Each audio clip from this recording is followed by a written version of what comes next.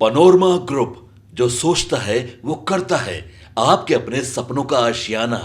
नमस्कार, मेरा नाम ज्ञानेश्वर है। रात के ठीक 9 बजे हैं। आज तारीख है 20 जून 2024 और आपने देखना शुरू किया है बिहार विधानसभा चुनाव 2025 को लेकर लाइव सिटीज का विशेष कार्यक्रम दी बिहार बैलेट। और आपको पता है, आप यदि नियमित दर्शक हैं, कि इस कार्यक्रम में बिहार बैलेट में हम बिहार विधानसभा चुनाव के इतिहास को बताते हैं, इलेक्शन कमीशन ऑफ इंडिया के डेटा को आधार बनाते हैं, इतिहास को देखते हैं, वर्तमान को समझते हैं और भविष्य को रेखांकित करते हैं। हम सभी पार्टियों का हाल बता रहे हैं, बिना कोई संकोच किए हुए, बिना कोई भेदभाव किए हुए। आपको यह भी पता है कि हम इन दिनों जेडीयू के प्रदर्शन की चर्चा कर रहे हैं, जेडीयू के हारे हुए उम्मीदवारों के बारे में बता रहे हैं जो 2020 के विधानसभा चुनाव में हार गए थे। नीतीश कुमार का मानना रहा है कि उनके साथ बड़ी साजिश हुई थी और इस साजिश में बीजेपी भी शामिल थी, जिसके साथ आज वह बिहार में एनडीए की सरकार चला रहे हैं। चिराग पासवान का मॉडल 2020 में काम कर गया था और नीतीश कुमार की पार्टी जेडीयू तीसरे नंबर पर लुढ़क गई थी। तो हमने कल 19 जून को लाइव सिटीज के इस कार्यक्रम बिहार बैलेट में आपको वैसे 25 जेडीयू उम्मीदवारों के बारे में जानकारी दी थी जो 2020 में सबसे अधिक मतों से चुनाव हारे थे। हमने पायदान बताए थे, हमने पोजीशंस बताए थे और आज आपको हम बताने जा रहे हैं पायदान 26 से 50, मतलब अधिक से कम की ओर बढ़ेंगे कि जेडीयू के कौन कौन उम्मीदवार हारते जा रहे थे। बड़े बड़े नाम थे। नीतीश कुमार मुख्यमंत्री बने हुए थे, मुख्यमंत्री आगे भी बने, लेकिन जिस दिन मतगणना चल रही थी वह जेडीयू उम्मीदवारों की पराजय से अबाक थे। ये भी हार गए, ये भी हार गए। तो चलिए बिना देरी के आपको हम नाम बताना शुरू करते हैं। 25 तक हमने कल बताया था। आज 26वें पायदान पर हम नाम लेंगे। पहला नाम लेंगे कुर्था विधानसभा क्षेत्र, अरवल का, अरवल जिले का। उम्मीदवार थे जेडीयू के सत्यदेव सिंह और यह 27,810 मतों के अंतर से चुनाव हार गए थे। देखिए, इन्हें हार से भी, हार का जो अंतर था उससे भी कम मत मिले थे, 26,417। 2025 में कुर्था विधानसभा क्षेत्र में क्या होगा, उम्मीदवार बदला जाएगा, यह समझने की बात है। आरजेडी की ओर से भी कुछ खबरें आ रही हैं, तो समझिए, थोड़ा इंतजार कीजिए, हम आपको अपडेट करेंगे। अब देखिए, 27वें पायदान पर नरकटिया विधानसभा क्षेत्र था। श्याम बिहारी प्रसाद, ब्रज बिहारी प्रसाद, जिनकी हत्या 13 जून 1998 को कर दी गई थी, उनके भाई। देखिए, रमा देवी तो आपको पता ही है कि बीजेपी के साथ, श्याम बिहारी प्रसाद पहले कभी चुनाव भी जीते थे। तो श्याम बिहारी प्रसाद जेडीयू के उम्मीदवार थे, लेकिन चुनाव हार गए थे, दूसरे नंबर पर रहे थे। इन्हें 27,791 मतों से हार मिली थी और इन्हें कुल मत मिले थे 57,771। अब देखिए, 28वां पायदान सासाराम विधानसभा क्षेत्र। अशोक कुमार आरजेडी से जेडीयू में आए थे, पहले विधायक थे, लेकिन जेडीयू के उम्मीदवार के तौर पर इन्हें 2020 के चुनाव में पराजय मिली, हार मिली। अशोक कुमार चुनावी नतीजे में, सासाराम के चुनावी नतीजे में दूसरे पायदान पर रहे और यह 26,423 मतों से चुनाव हारे। इन्हें मत मिला था 56,880। सासाराम विधानसभा क्षेत्र का वह किस्सा भी आपको 2020 में याद होगा। जीत सासाराम में आरजेडी को मिली थी, लेकिन अंतिम समय में उम्मीदवार बदला था।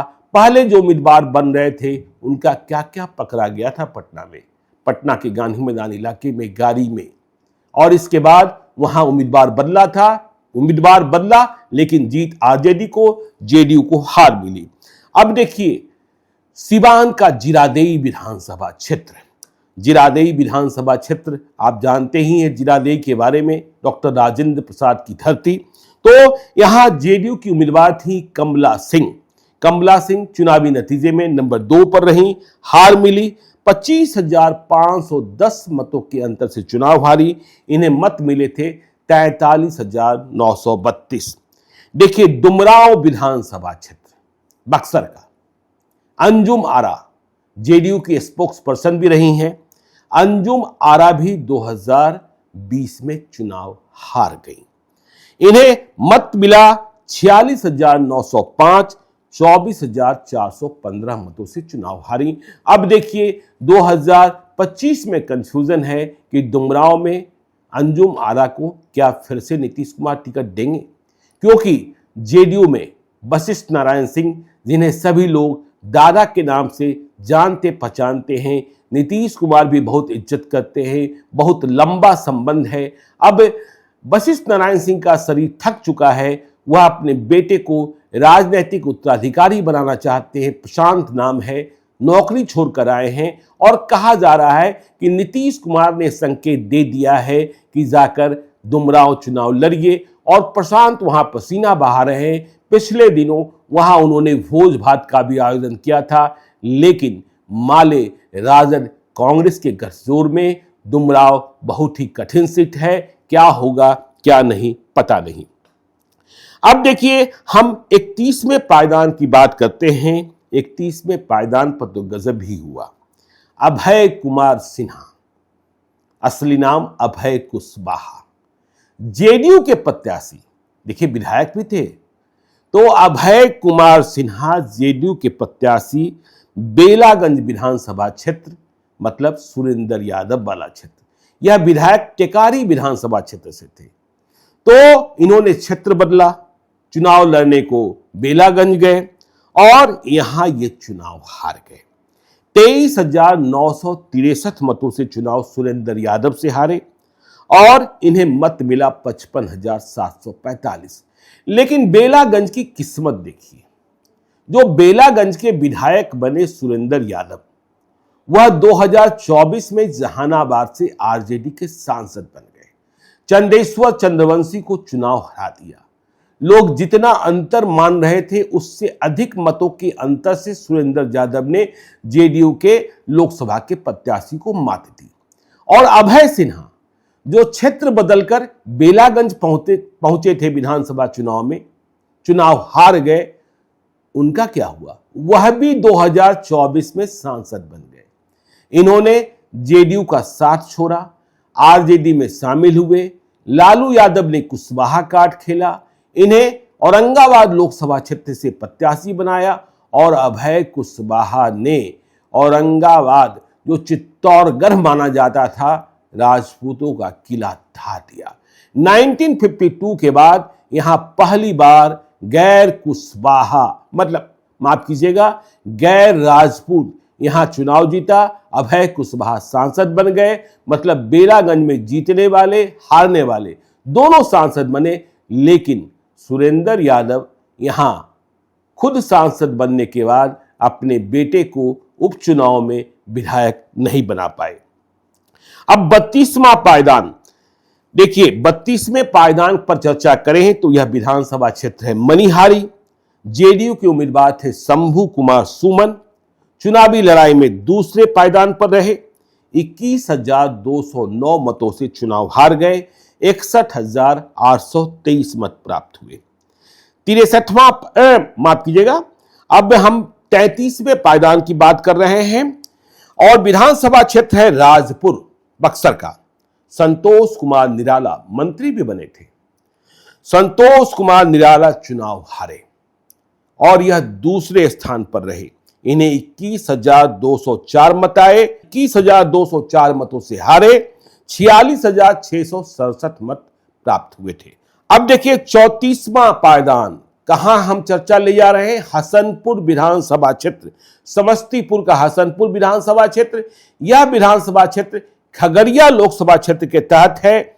यहां चुनाव लड़ने आरजेडी से लालू यादव के बड़े लाल तेज प्रताप यादव पहुंचे थे। उन्होंने क्षेत्र बदल दिया था। महुआ से 2015 में जीते थे, लेकिन 2020 में हसनपुर पहुंचे थे। 2025 में आपको पता है विवादों के बाद लालू यादव ने ऐलान किया कि मेरे बड़े लाल तेज प्रताप यादव का अब कोई नाता रिश्ता न परिवार से है न पार्टी से है। वैसे तेज प्रताप यादव ने कल ही कहा है कि वह साजिशकर्ताओं का भंडाफोड़ करेंगे। उनका फैसला न पार्टी करेगी न परिवार करेगा। बहरहाल 2020 के विधानसभा चुनाव में हसनपुर में तेज प्रताप यादव आरजेडी के उम्मीदवार के तौर पर चुनाव जीते और जेडीयू के उम्मीदवार राजकुमार राय चुनाव हार गए। राजकुमार राय को 59,852 मत मिले थे, 59,852, और यह 21,139 मतों से तेज प्रताप यादव से हारे थे। देखिए 35वां पायदान औरंगाबाद का विधानसभा क्षेत्र, वीरेंद्र कुमार सिंह जेडीयू के उम्मीदवार, पहले कई बार विधायक रहे। नीतीश कुमार भी अबाक ही हो रहे थे कि सबके सब हारे जा रहे हैं। तो नबीनगर में वीरेंद्र कुमार सिंह चुनावी लड़ाई में दूसरे पायदान पर रहे, जीत मिली आरजेडी को, और वीरेंद्र कुमार सिंह जो पराजित हुए थे उन्हें 44,822 मत मिले थे, 20,121 मतों से हारे। कई विधानसभा क्षेत्र ऐसे हैं जहां जेडीयू का काम तब उपेंद्र कुशवाहा की पार्टी आरएलएसपी ने भी बिगाड़ा था। अब उपेंद्र कुशवाहा एनडीए के हिस्सा हैं। अब देखिए 34वें पायदान के बाद चर्चा करते हैं, नहीं 35वें तक जा चुके, 36वें की चर्चा करते हैं। चेनारी विधानसभा क्षेत्र रोहतास का जेडीयू के उम्मीदवार ललन पासवान थे और यह 18,003 मतों से हारे। इन्हें मत मिला था 53,698, यह दूसरे नंबर पर थे। अब देखिए 37वां पायदान नोखा विधानसभा क्षेत्र रोहतास का, नागेंद्र चंद्रवंशी को नीतीश कुमार ने जेडीयू का सिंबल दिया था, चुनाव लड़ाया था। यह चुनाव हार गए 17,672 मतों से और इन्हें मत मिले थे 48,018। 38वां पायदान भी दिलचस्प है और यह विधानसभा क्षेत्र है जहानाबाद का घोसी, वो घोसी विधानसभा क्षेत्र जहां से कभी जगदीश शर्मा चुनाव नहीं हारे। जब एक बार उपचुनाव हुआ, जगदीश शर्मा की पत्नी उपचुनाव लड़ रही थी, चौतरफा घेराबंदी हो गई थी, तब भी जगदीश शर्मा की पत्नी ने उपचुनाव जीता था। तो राहुल कुमार जगदीश शर्मा के बेटे 2020 के चुनाव में जेडीयू के कैंडिडेट थे घोसी में, पर माले के हाथों चुनाव हार गए, किला टूट गया। इन्हें 17,333 मतों से हार मिली थी, 57,379 मत आए थे। 2025 में राहुल कुमार घोसी जरूर लड़ेंगे, लेकिन किस पार्टी से, किस गठबंधन से? बहुत सारे लोग चर्चा कर रहे हैं कि यह महागठबंधन से चुनाव लड़ सकते हैं आरजेडी के सिंबल पर, लेकिन इसमें सवाल यह जुड़ा है कि सीट माले की जीती हुई है, माले सीट छोड़ेगी तब ना। वैसे एक नया डेवलपमेंट यह भी है, आपको पता है लोकसभा चुनाव के वक्त जगदीश शर्मा और जेडीयू की दूरी बढ़ी, क्योंकि 2019 के चुनाव में इस बात का आश्वासन दिया गया था 2019 के लोकसभा चुनाव में कि जगदीश शर्मा के बेटे को 2024 का चुनाव लड़ाया जाएगा। इसके एवज में मदद ली गई थी, लेकिन टिकट नहीं दिया गया 2024 में। फिर भी अब जो नई चर्चा पिछले 1-2 दिनों से पॉलिटिकल कॉरिडोर्स में है कि राहुल कुमार फिर से ललन सिंह के संपर्क में है। अब देखिए 39वां पायदान सारण का परसा विधानसभा क्षेत्र, चंद्रिका राय दारोगा प्रसाद राय के पुत्र और तेज प्रताप यादव के ससुर, अब तो तलाक का मुकदमा चल रहा है। तो परसा विधानसभा क्षेत्र में चंद्रिका राय राजद के छोटे लाल राय से चुनाव हार गए। चंद्रिका राय बिहार सरकार में मंत्री भी थे और इन्हें 17,293 मतों से हार मिली, 51,023 मत आए थे। 40वां पायदान गया का शेर घाटी विधानसभा क्षेत्र, विनोद प्रसाद यादव जेडीयू के उम्मीदवार 16,990 मतों से 2020 में चुनाव हार जाते हैं। इन्हें 45,114 मत प्राप्त होता है। 41वां पायदान देखिए रोम पोप का मधेपुरा गोप का, तो जेडीयू ने तेज तर्रार पार्टी प्रवक्ता और मजबूत पारिवारिक पृष्ठभूमि वाले युवा निखिल मंडल को प्रत्याशी बनाया था, लेकिन मधेपुरा के वोटर नहीं चढ़े, जेडीयू के साथ नहीं हुए। वहां पप्पू यादव भी चुनाव लड़ रहे थे और जीत मिली थी आरजेडी के चंद्रशेखर को, जो बिहार में महागठबंधन की सरकार में शिक्षा मंत्री भी बनाए गए थे, विवादों में काफी रहे। तो निखिल मंडल चुनाव हारे, चुनावी लड़ाई में दूसरे पायदान पर रहे, मतलब इन्हें पप्पू यादव से अधिक मत आया था। 16,046 मतों से चुनाव हारे और इन्हें 65,070 मत मिला था। 2025 में फिर से चुनाव लड़ने के लिए यह मधेपुरा में पसीना बहा रहे हैं। 42वां पायदान मीनापुर विधानसभा क्षेत्र मुजफ्फरपुर का मनोज कुमार नीतीश कुमार के प्रत्याशी, एनडीए के प्रत्याशी चुनाव हार गए, दूसरे पायदान पर रहे और यह 15,512 मतों से चुनाव हारे। मत मिले थे 44,506। 43वां पायदान साहेबपुर कमाल बेगूसराय का विधानसभा क्षेत्र, बेगूसराय जिले का उम्मीदवार शशिकांत कुमार शशि, विधानसभा क्षेत्र साहेबपुर कमाल, सिंबल जेडीयू, हार 14,225 मतों से, इन्हें 50,663 मत मिले थे। 44वां पायदान बेलसन विधानसभा क्षेत्र सीतामढ़ी का उम्मीदवार सुनीता सिंह चौहान और यह चुनाव हारी 13,931 मतों से, मत मिले 36,070। 45वां पायदान सारण का एकमा विधानसभा क्षेत्र, महिला उम्मीदवार जेडीयू की सीता देवी चुनाव हार गईं 13,927 मतों से, मत मिले 39,948। 46वां पायदान पटना का फुलबारी विधानसभा क्षेत्र। देखिए, पटना के शहरी क्षेत्र में भी माले ने जीत हासिल की।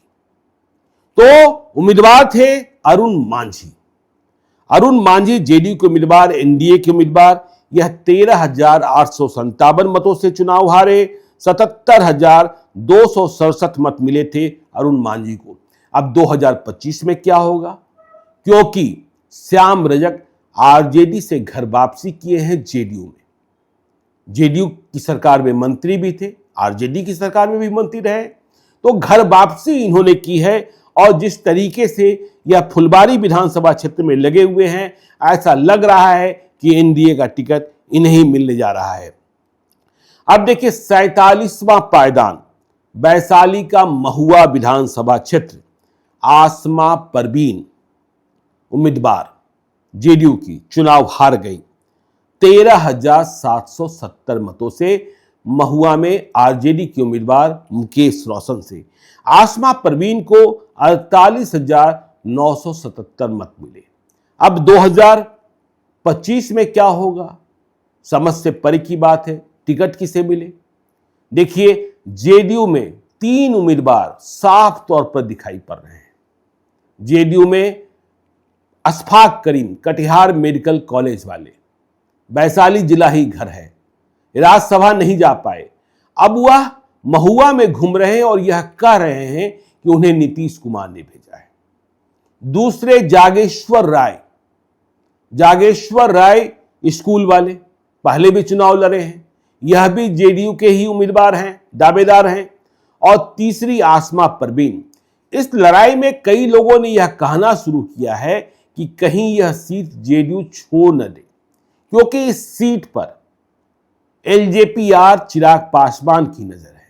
चिराग पासवान के बेहद करीबी संजय सिंह ने 2020 में यहां चुनाव लड़ा था और आसमा परवीन की हार की एक वजह संजय सिंह भी थे। लेकिन एलजेपीआर में एक और खटका है। खटका यह है कि महनार विधानसभा क्षेत्र, जहां से रमा सिंह की पत्नी बीना देवी आरजेडी से चुनाव जीती हुई हैं, रमा सिंह ने अब अपनी निष्ठा फिर से चिराग पासवान के साथ स्थापित कर ली है। जेडीयू को महनार में अपने प्रदेश अध्यक्ष उमेश कुशवाहा को लड़ाना है। नीतीश कुमार ने ग्रीन सिग्नल दे दिया है। ऐसे में रमा सिंह कहां जाएंगे? रमा सिंह की नजर 3 सीटों पर है। देखिए, पहली प्रायोरिटी तो महनार ही है, लेकिन महनार नहीं तो लालगंज, लालगंज में भी समस्या है, बीजेपी की सीट है। तो फिर महुआ और गायघाट। तो यदि यह सीट महुआ जेडीयू छोड़ती है तो फैसला चिराग पासवान को करना होगा। अब देखिए 48वां पायदान, सिकटा विधानसभा क्षेत्र, खुर्शीद फिरोज अहमद। यह देखिए जेडीयू के उम्मीदवार 13,277 मतों से चुनाव हार जाते हैं और इन्हें मत मिलता है 35,798। 49वां पायदान, मरहौरा विधानसभा क्षेत्र, उम्मीदवार अल्ताफ आलम तो 11,385 मतों से चुनाव हारते हैं और इन्हें मत मिलते हैं 48,227। और 50वें नंबर पर मोरबा विधानसभा क्षेत्र, जेडीयू के उम्मीदवार विद्यासागर सिंह निषाद पहले विधायक थे। यह 10,671 मतों से चुनाव हारते हैं, इन्हें 48,883 मत मिलता है। देखिए विद्यासागर सिंह निषाद फिर से 2025 लड़ना चाहते हैं। विधानसभा चुनाव लड़ने के लिए इन्होंने बोर्ड आयोग में नियुक्ति को ठुकरा दिया है। फैसला नीतीश कुमार को करना होगा क्योंकि इस सीट पर एलजेपीआर की नजर भी है। तो आज हमने जेडीयू के 26 में से 50वें नंबर तक की जानकारी दी है जो 2020 में हारते जा रहे थे। कल हम वैसे 25 उम्मीदवारों के बारे में बताएंगे जेडीयू के जो सबसे कम मतों से हारे थे। हारने वाले उम्मीदवारों में सबसे कम मतों से हारने वालों की लिस्ट में 1 से 25 तक। तो आप देखते रहिए लाइव सिटीज को। यदि अब तक आपने हमारे यूट्यूब चैनल लाइव सिटी को सब्सक्राइब नहीं किया है तो जरूर कर लीजिएगा। और यदि इस वीडियो को आप फेसबुक पेज के माध्यम से देखें तो पेज को लाइक कीजिएगा। हैंडल एक्स पर भी हमें फॉलो कीजिए। धन्यवाद।